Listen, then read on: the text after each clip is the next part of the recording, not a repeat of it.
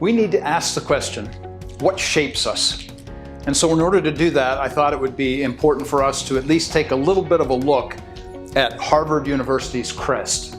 Now that might sound kind of strange, but it doesn't sound so strange when you realize that in the 17th century it was Christians who actually established and founded Harvard University. And what's interesting about their crest, you can go look this up, is that there are 3 books within the crest. And these 3 books are overlaid with the Latin term veritas, which means in Latin, truth. Now these 3 books are the book of God's Word, the book of God's world, and human logic. And so what I've done for us here is to basically give us an understanding of how do we know anything. Now I should put this as a side note. It's really important that you understand that this is a huge topic of discussion. How do we know anything? But I wanted to give just a brief overview of understanding how 3 things essentially shape who we are and how we think. The first is that we understand that reason is underneath revelation.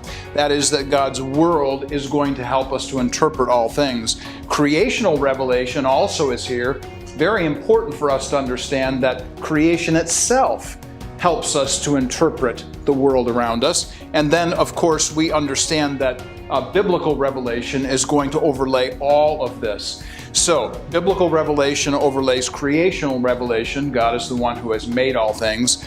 And reason then comes under the authority of revelation. So here's what I would do about that. Some people say that reason is all that there is and we really don't need anything else. But I'm suggesting that reason comes underneath the other 2. In fact, reason or human ability to understand actually comes underneath the creational revelation. Creation actually helps us to understand not only ourselves, but the God who has made all things. And then, of course, biblical revelation is the one that overlays all of those other 2.